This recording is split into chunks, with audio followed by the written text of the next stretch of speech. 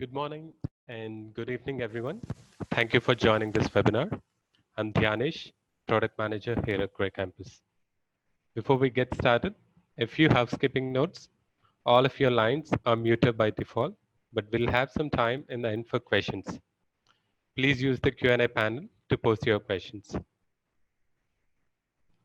Data science has emerged as one of the most trending fields in recent times.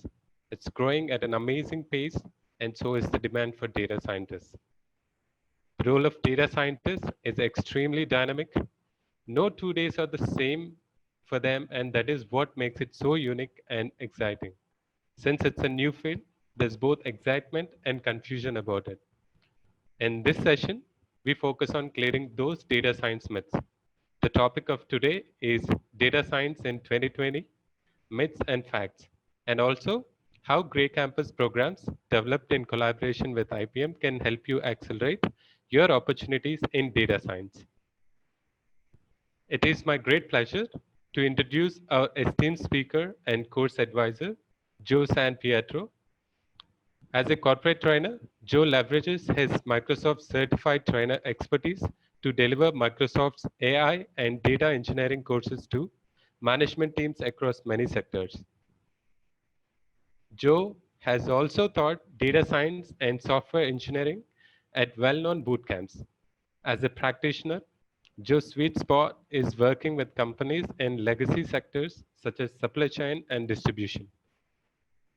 Joe is quite active in Atlanta tech community and is a coordinator of PyData Atlanta meetups. So before handing it to Mr. Joe, I request you all to take a quick poll. Thank you all. Without further ado, I'm going to hand it over to Mr. Joe, who will now take us through the presentation. Over to you, Joe. Thanks, Dinesh. Hello, everybody. Again, my name is Joe San Pietro. I'm really excited to be with you folks today. As Dinesh explained, I am a course advisor for Grey Campus and working with them on their data science and artificial engineering certificate programs. It's pretty exciting stuff. And today I wanted us to go through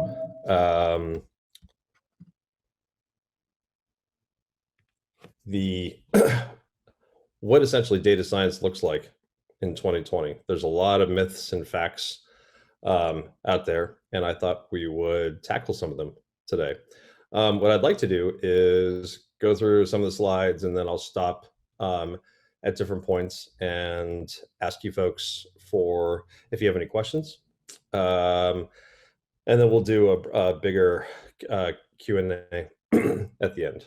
So Harvard Business Review years ago said that data science is the sexiest job of the 21st century. And then 6 years later, after they proclaimed that, indeed, the job site has said that the job has only grown sexier. Well, that's true in some areas and not so true in other areas. It really, the fact remains, it just depends on the sector in which the organization plays and how far into their digital transformation they've occurred. I'm sorry, that they are at the moment. And we'll get into that a little bit later. So let's talk about how the hype cycles go. This is Gartner, the tech research house. They came out with a diagram that I've modified a bit, and as you can see down here on the left, oops.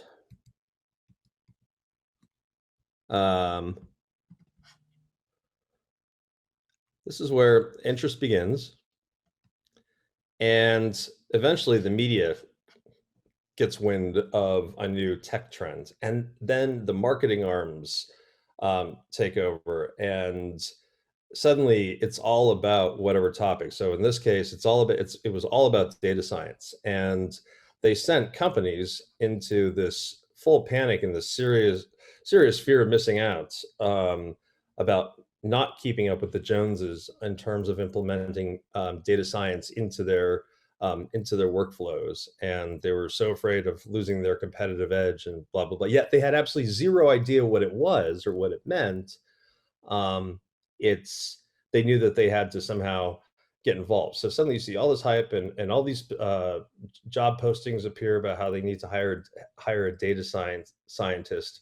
I used to get calls from multinational corporations via a headhunter, and the headhunter would tell me, "Hey Joe, we need a data scientist for this company." And I said, "Oh, okay. Would I be joining a data science center of excellence? Where would the role fit within the company?" And they're like, "No, they're only hiring one." I said, "One data science role for the entire multinational corporation?" And that's where we were about, and this is probably back in 2000. I want to say 2016, 2017. We were about here. Then, after companies did implement their initial trials, they realized, um, they realized the marketing hype was too much hype, and they really just became disillusioned with data science in general. And see, this is the dangerous part right now, because there are so many um, amazing things that you can accomplish with AI and machine learning at the time. But because the marketing hype surpassed that so significantly, they threw what we call the baby out with the bathwater, and they go down here. And so suddenly there's no adoption. Then eventually the market starts to mature, and we see real use cases out there, and those use cases are communicated via conferences and colleagues to different companies, and eventually machine learning adoption begins. And then finally you get to the part where data science goes mainstream. So where we're at right now in the cycle is we're about here right now. Sorry, keyword's a little sensitive. So we're about here right now, and we're past the trough of disillusionment. We have enough practitioners out there and enough companies that have begun to create centers of data science centers of excellence. And so this is really the time, hence why I've been standing on my education soapbox, because this is the time when we need to create more data scientists, because we are, especially after coronavirus is over, there's going to be more than ever a need for data science, and that's when I really see it going mainstream. That's sort of like what the market outlook looks like. So I'll stop for a quick sec. Let me know if anyone has any questions. Feel free to ask now.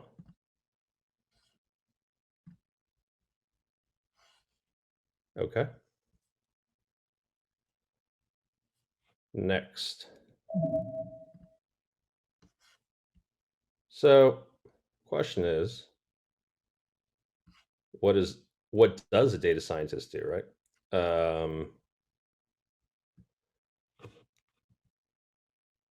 So let's start off by saying what a data scientist is not, because you're going to see, anytime you look at job postings, what have you, you're going to see or run a search for data science.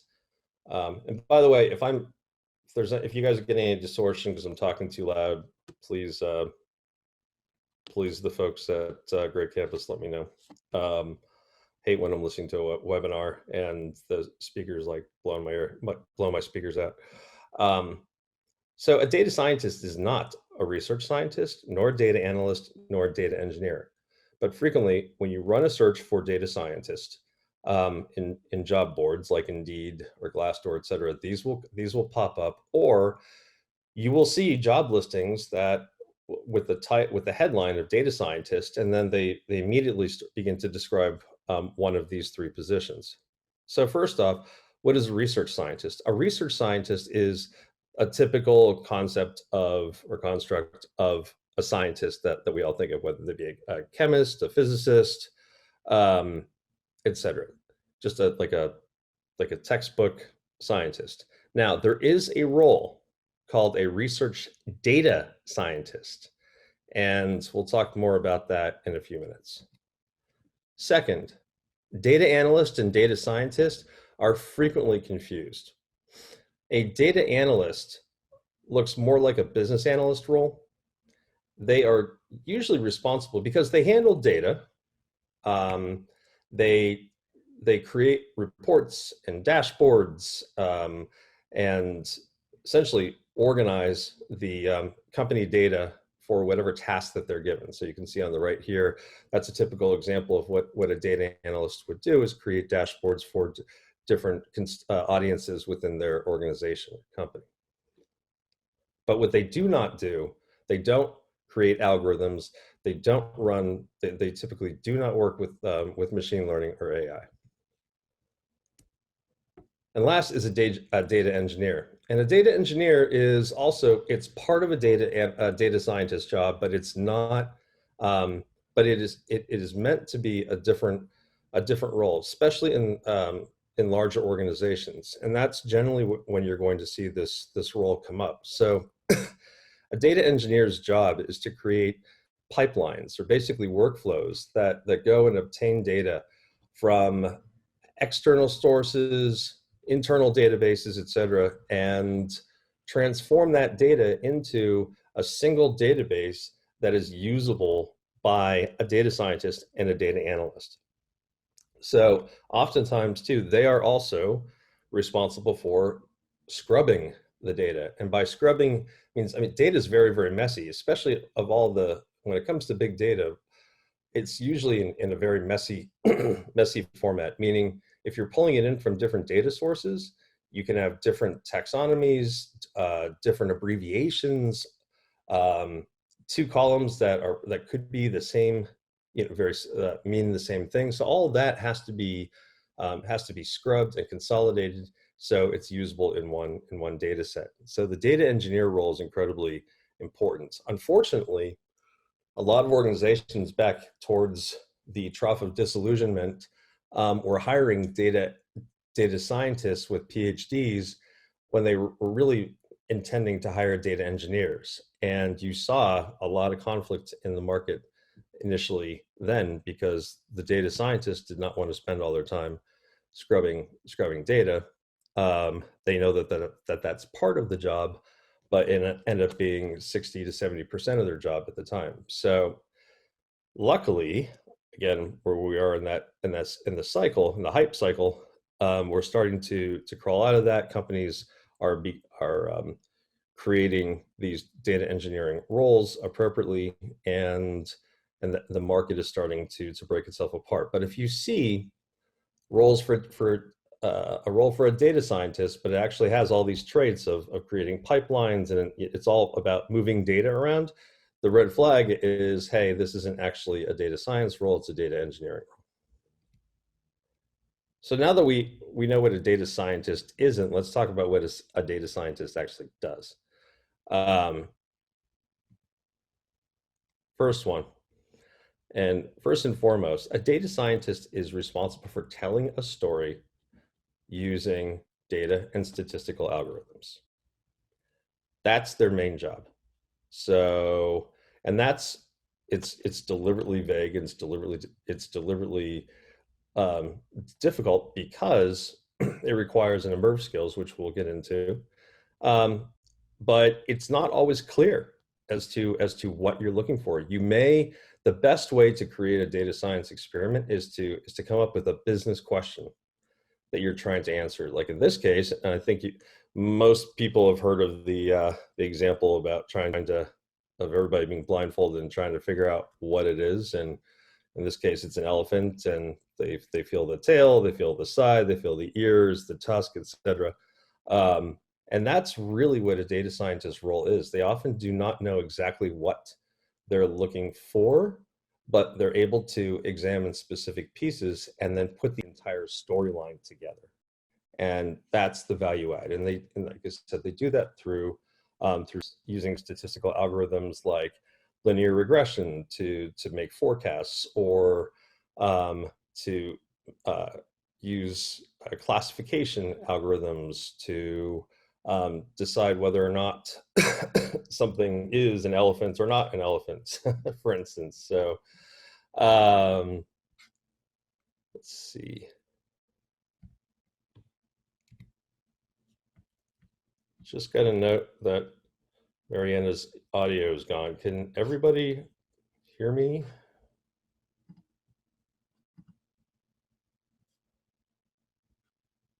Uh-oh.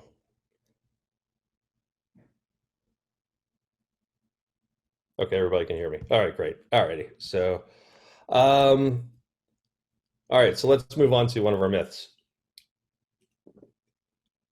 So data scientists, because they do, the misperception out there is that a data scientist actually has to be a statistician that actually builds these statistical algorithms from scratch. So the fear oftentimes I hear is that, well, I don't have those skills. I've never done that, so I can't be a data scientist, right?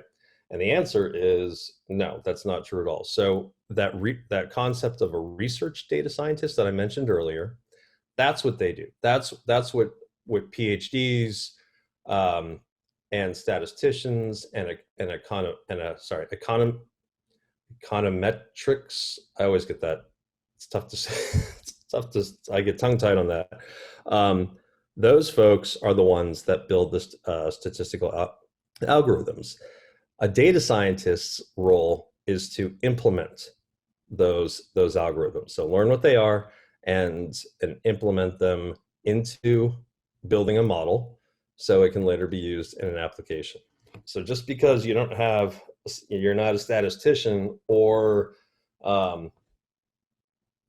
an economist, etc., you can still be a data scientist. So because you don't have to go back and get a PhD to do it. Common misperception.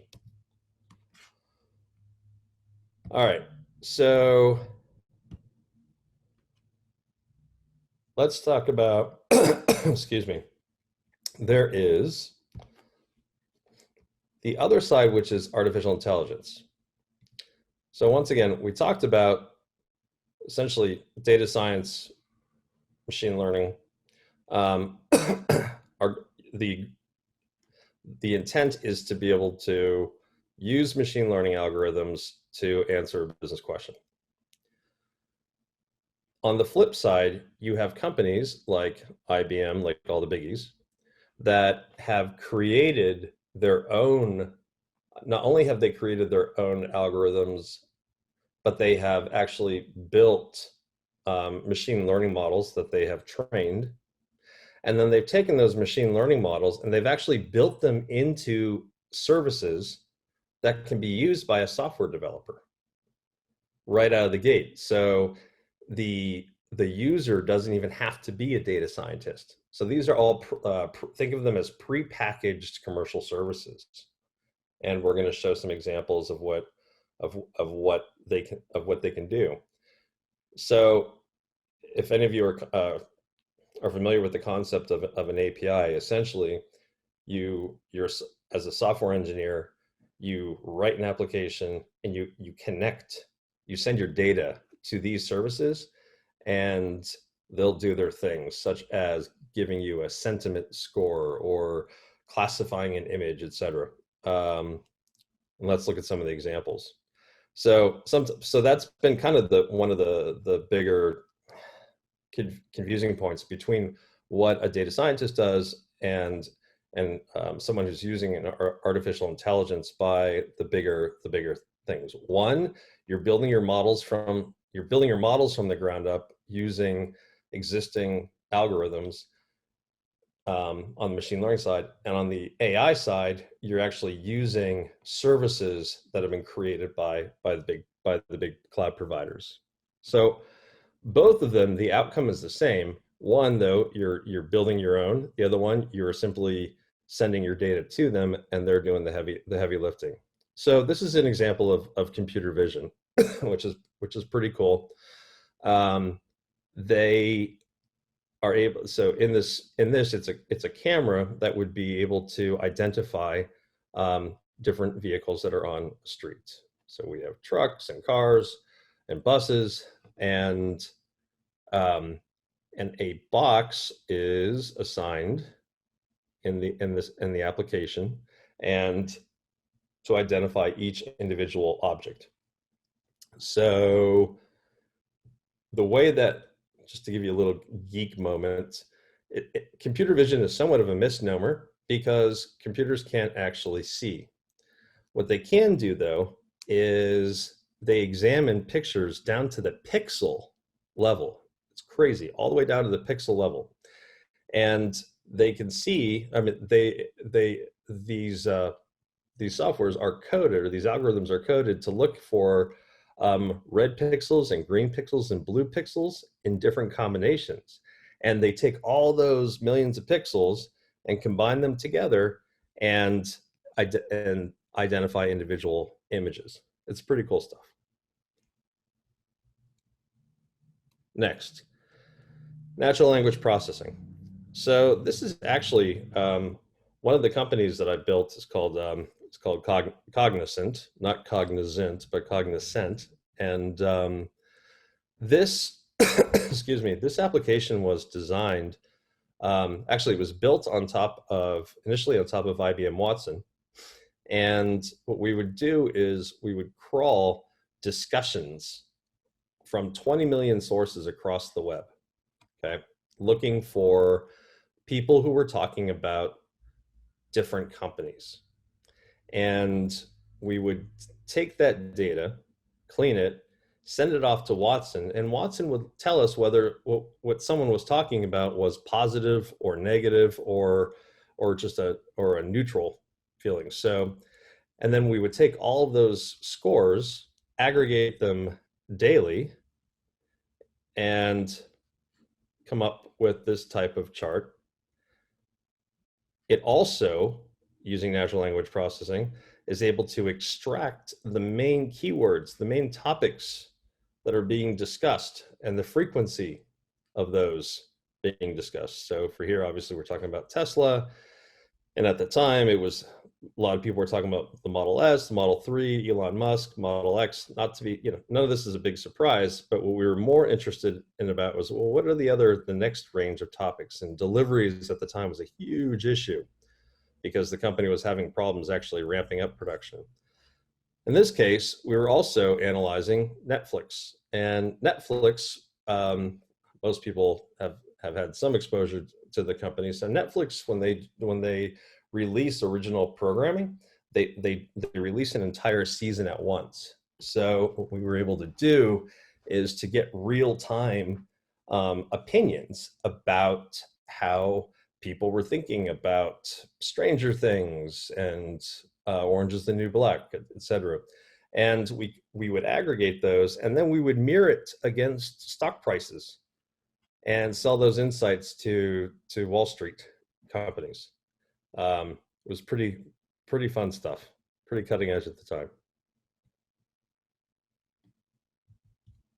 Another big use of, excuse me, of AI would be bots, which we've all interacted with them, some with varying degrees of success. This is also its own hype cycle.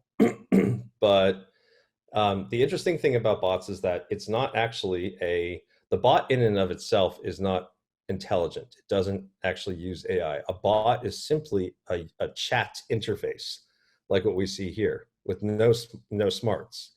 An agent, though, takes natural language processing and natural language understanding models, and they get plugged into these simple chat interfaces, and those models are programmed to be able to anticipate and classify what a user is saying. And those, if used correctly, have become very powerful. Microsoft came out with something called the healthcare bot. It's an amazing tool. It's actually one of the main topics in an AI course that I teach.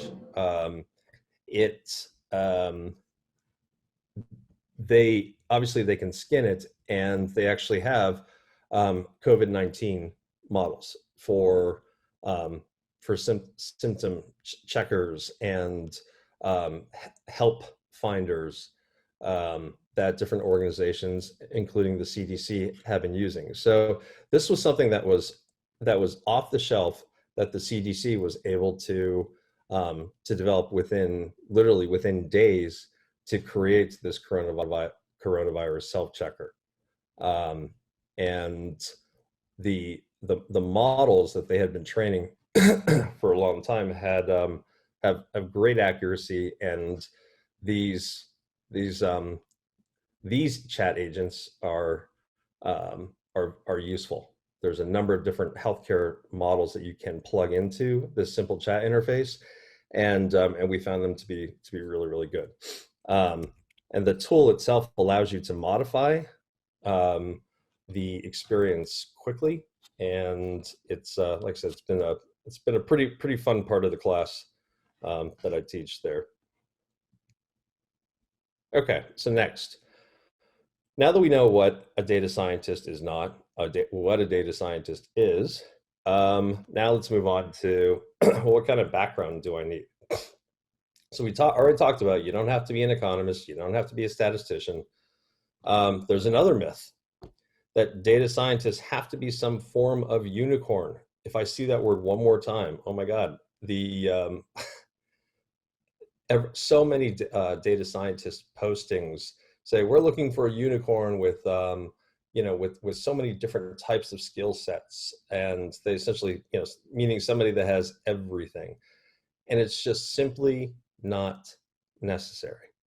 You do not have to have this kitchen sink of I love it when I see needs 10 years of chatbot development or 10 years of computer vision experience. Nobody has that. Most of this stuff has not even been around for 10 years. So these are also things too that are red flags when I see those types of messaging come up in the job posting world, because honestly, it's not true, and that just means that the organization probably doesn't know what they're doing. So let's talk about what you do need. You do need and we'll divvy these up, but you do need three things. You do need to have, while you don't have to be a statistician, you do need to have a mathematics background up to the calculus level. Nothing beyond calculus, but you do need to understand calculus. You need to understand things like gradient descent is a huge part of machine learning and deep learning. You also want to have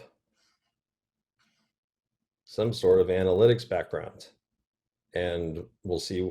We're going to go through different positions of each of these different job positions that you might have already, and wondering if you're wondering about transferring into data science, if you've got the right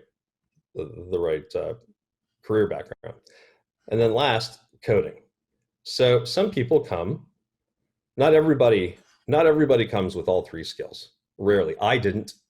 I came with a very solid analytics background and pretty decent at math. I wasn't a statistics guy though, but I had the math background. And like I said, I actually spent the first part of my career as a Wall Street stock analyst. That's why you saw that startup. So I always say, hey, if I can make the transition to the data science world, everybody can, because of the diverse backgrounds that people come from. What I didn't have at all was the coding experience. And that was what I had to learn. I had to learn software engineering, but specifically I had to learn Python is the language that I chose. And once I learned that, then I also had to bone up on the statistic part that I did not already have. And eventually I became a data scientist. So it's not to say it's a cakewalk, but it is completely doable. So if you come with from a mathematics or statistics background, it's probably it's the path of least resistance. It's definitely the easiest to make the transition. And so that can be a mathematician, or I see a lot of engineers that I've taught in my classes. A lot of electrical engineers. Can't tell you how many electrical engineers have I've taught. It just makes logically, it seems to make sense to them. They're very analytical. So if you're an engineer, it's pretty much a no-brainer. Same thing with insurance underwriters or actuaries. Also very analytical. You're probably already using algorithms if you're an actuary. So again, super similar. Research scientists do use algorithms, and they're obviously have to be pretty awesome at math. So they can easily make the transition. They just have to learn to actually code in Python or R. So if you're me, though, you came from an analytics background, whether it be a financial analyst, a product analyst, if you do market research, or if you come from the web world, or even if you're in accounting, any type of analytics. Literally, if you are a spreadsheet jockey, you can easily make the transition to data science by picking up the coding part. And then speaking of coding, there's also a number of software engineers that come into data science, because if you have a solid coding background, chances are you've got the analytical abilities. The curve is a bit higher, because you really need to make sure that you can think analytically. Coders and analysts don't always jive, because software engineering is a slightly different way of thinking than analytics. So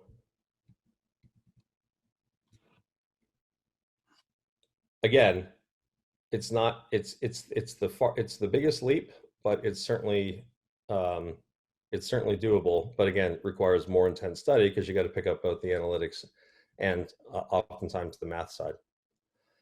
Now, if you do come from those other backgrounds, these are the three languages of data science: Python, R, Java. Python is used by most companies. R is used by by academics and researchers. And Java is legacy that actually builds these big data systems using Java. Big data systems using Java, and it's a bit more. It's a bit more of a deep dive. You are probably most frequently going to see requests for Python, and to some lesser degree R. Java is definitely more of the back-end enterprise application type of language. So like I said, as far as, hey, Joe, what should I learn? These days, I would invest my time in Python unless I want to go into academic research, and then I would choose R. However, if you have any of these, just as examples, any of these object-oriented programming language experience in any of those languages, you can easily pick up Python, because Python is an object-oriented language. So it's and Python, if you have a Ruby background, it's like the difference between Spanish and Italian. Python and Ruby are very, very similar. Okay, so that's great, Joe, but if I'm going to switch careers, are there really going to be jobs for me, right? I mean, this is a big decision. And I have to decide, hey, I mean, I asked myself this repeatedly when I was trying to make the decision, and I said, look, there better be these jobs that, even though we're where we are in the hype cycle, which is a lot earlier in the time. So the risk was a lot greater when I decided to transition into it than where we are today. You darn well better make sure that it's worth it.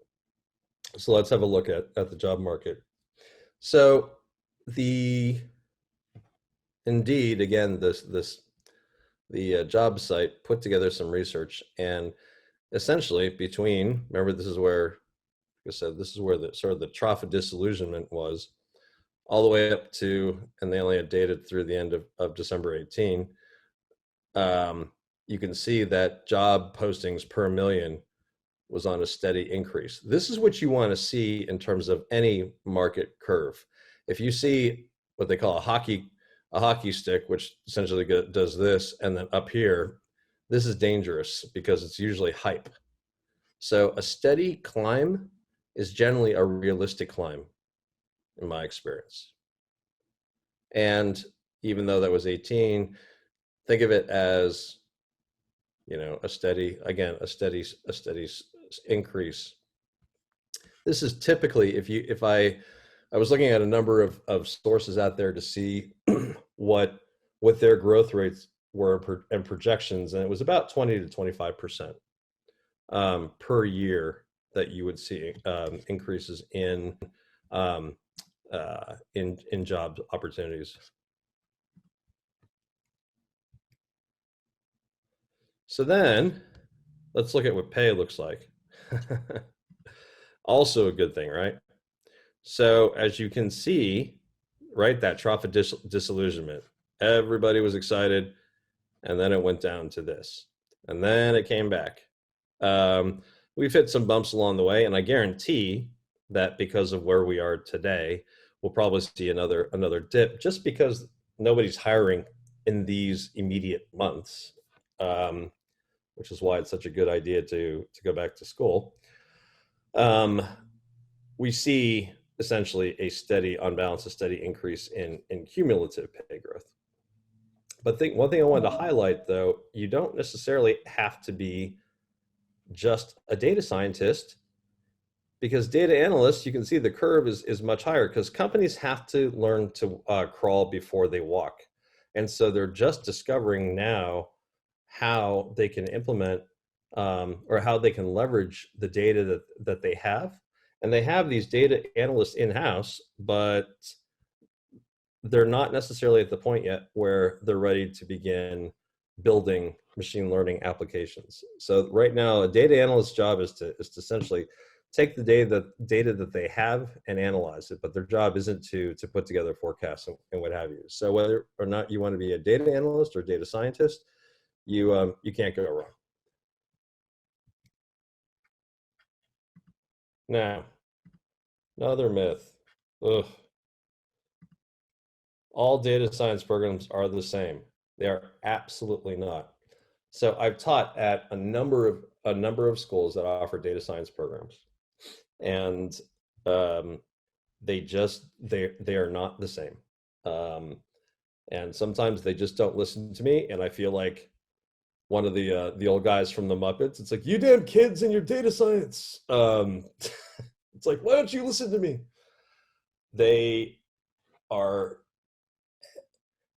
Schools have got, some of them have gone in the correct direction, some of them have gone in the wrong direction. I have unplugged from the schools that are going in the wrong direction, and I will show you why. And that also dovetails into also why I like Grid Campus. So here's my sort of curmudgeonly advice based on many years of experience and many years of teaching data science students. First off, this literally happens frequently when I hear of, well, hey, why did you get into this program? Well, I literally saw an ad on the side of a bus when I was coming home from work one day, and I hate my job. It looked cool to do, so I applied and I got in. That is a terrible reason to make a career change in the moment, and most of these people dropped out of the programs, even though some of them were incredibly well. Some of those electrical engineers are the ones that ended up dropping out because they didn't realize how much work it was going to be because oftentimes engineers think that they can just handle anything. Well, the one thing they can't manipulate is time. So, um, next one, you can't, if a number of schools offer a strict self-paced study program with no instructor involvement, I can tell you they're the least expensive programs. They claim to be able to give you some sort of periodic help. You are left at the bottom of the barrel. You're not given the assistance that you need, and even though you're given the same curriculum, you are not going to walk away with the same experience.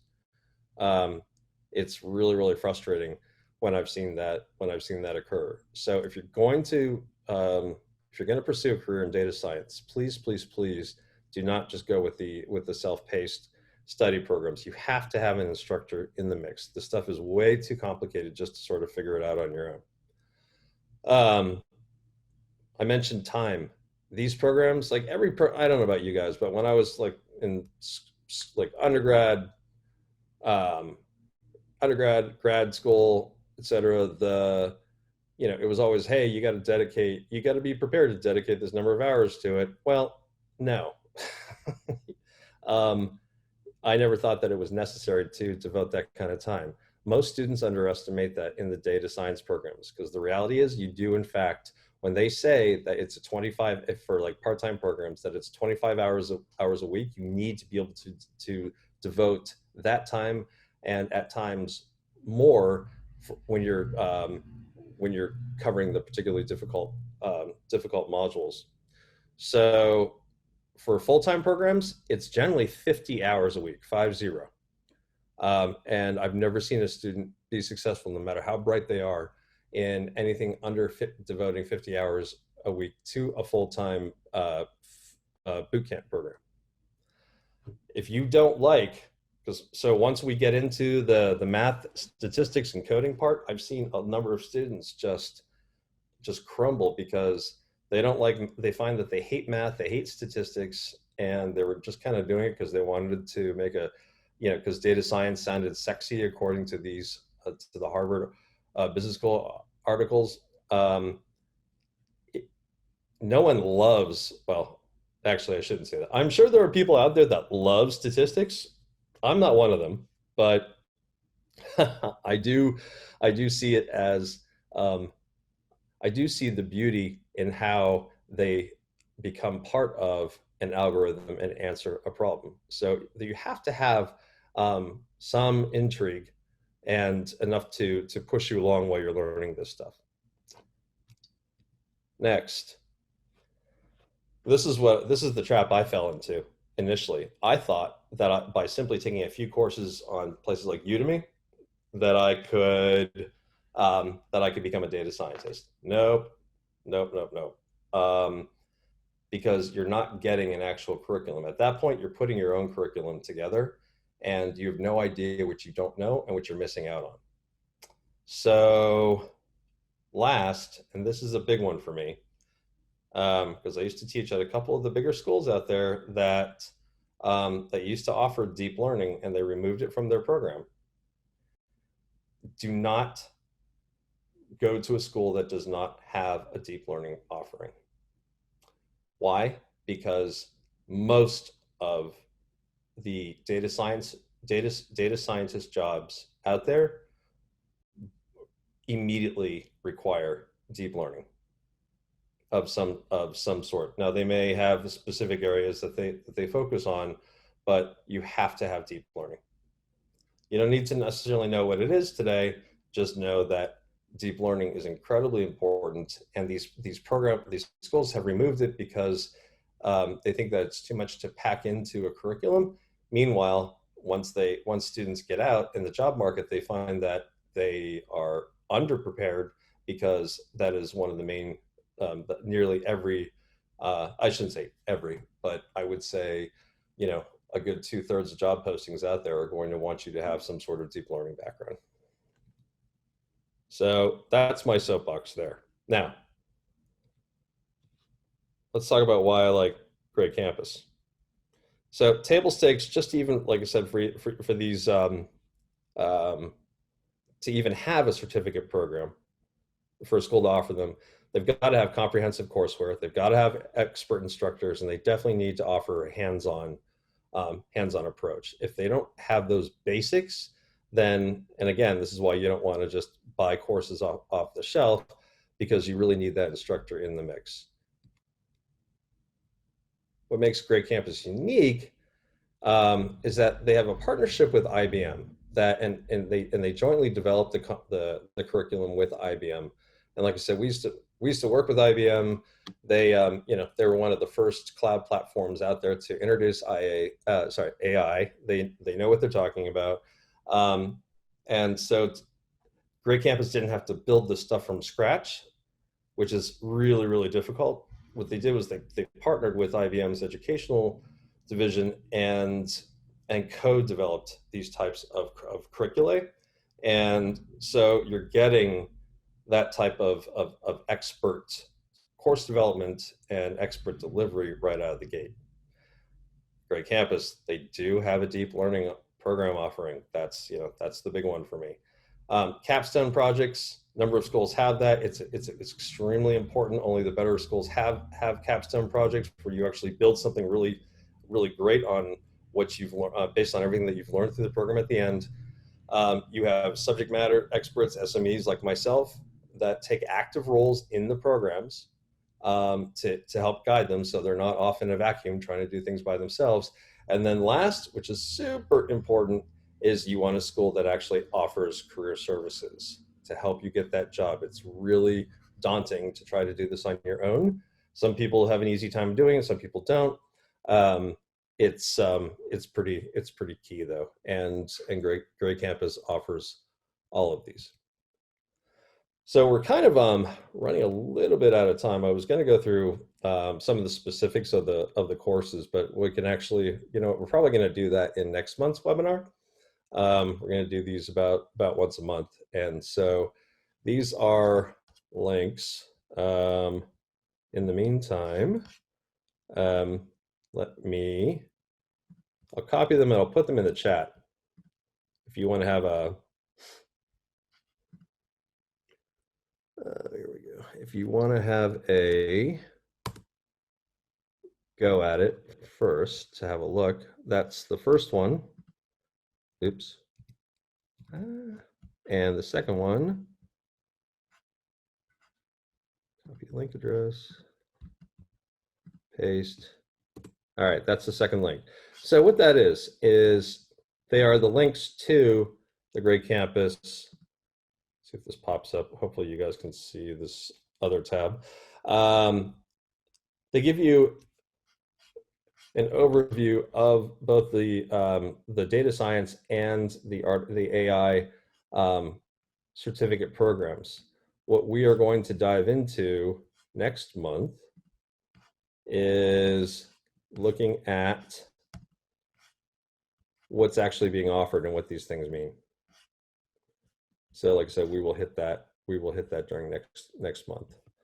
All right, so that is what I have for you guys at the moment. Now, if we could open it up for questions, that would be awesome. Okay, so let's move on to questions. All right, so Sand said, did courses teach deployment of machine learning models? Yes. Yes, the deployment of machine learning models means deployment into an application. So if you remember when we talked about the AI course, we developed those models, and then those get put into machine learning. Applications that then can be used by other software engineers. So whether you're developing your own machine learning models or whether you are using those services, you can build applications on top of it. All right, next from Mariana. How much time are we talking about to finish the program? Well, it depends. It depends. Normally, well, it depends on which panel that you, on which certificate program that you're taking, or if you're taking individual courses. Great Campus folks are going to, well, I'm going to have them answer specifically for each certificate program. Normally programs, a full-time certificate program should last around 5 months. A part-time can be anywhere from, usually from like, I think I've seen like 7 to 10 months. It really depends on you and how fast you can get through it. So, okay, next.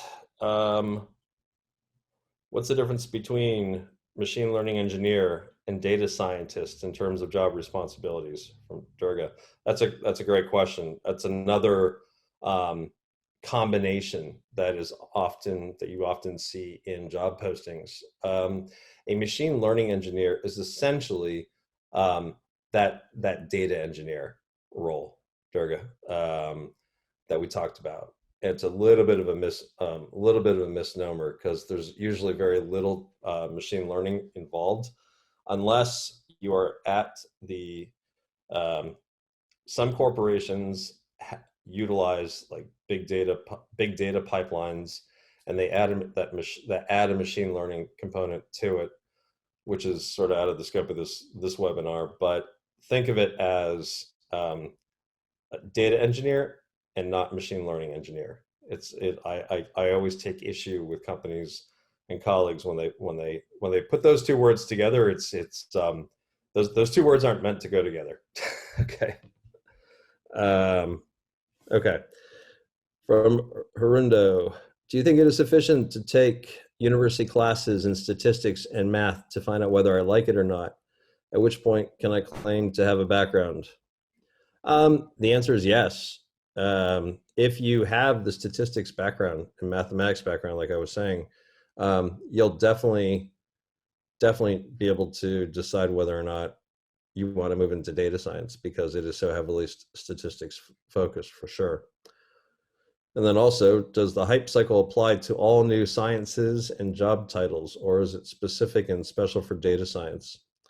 The hype cycle, that hype cycle curve generally applies to most tech jobs, period. Any emerging tech, I should say. Sorry, any emerging tech. And I modified it for data science, but there's always a peak and a trough, for sure. It's great questions, guys. Totally get it. Anything else? Anyone else? Durga, I am moving into data science from a different engineering path. Is it going to be hard to get into a fresher job after investing a lot of time? Well, what is a lot of time? So again, if you've got that engineering path, it's you have to learn the coding part, right? And some people pick it up quicker. I've never seen anybody pick it up in less than you're saying maybe a year in part-time study. Yeah, I wouldn't go that. So here's the thing about these types of programs. So one of the schools that I taught at, their part-time program was 10 months. It was really hard, what I found, in most people's lives, to be able to commit to a 10-month program. That's tough. It's tough if you have a family. It's tough to be able to commit to that length of studying at night, because again, putting truly 25 plus hours on top of especially if you're working full time, it's a lot. So to the extent that you can, I would get through this.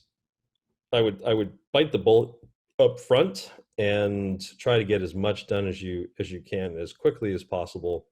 But if you've already had, for those of us who have been quote unquote professional students at different parts of our lives, you're kind of used to sort of the marathon of academia. So a year is nothing for us, but not everybody has that luxury.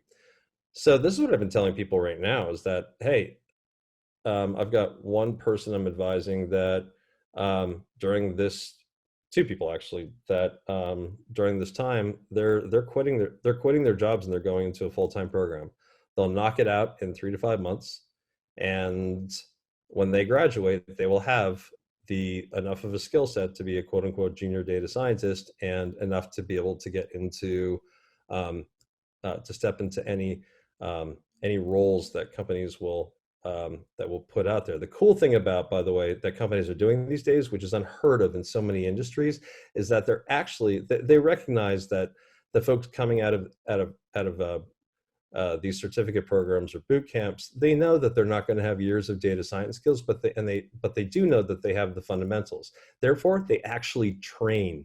They train you on the specifics of what they are working on, because again, data science is a huge umbrella, and you can't be expected to have the depth that's required to go into whatever subject matter a company is focused on. So it's super cool that for the first time in many years, you're actually seeing companies then take data scientists with those solid fundamental skills and then train them specifically for what use cases that they have. It's good stuff. All right, anybody else? Thank you all for Right. the time Thank you, sir. and putting such great questions together. And yes, I will turn it over to Dinesh, and I look forward to seeing you all next month. Right. Thank you so much, Joe. Thank you everyone for attending this webinar. I hope you all enjoyed today's session. And if you have any further questions, feel free to shoot a mail at support@greycampus.com. Thank you.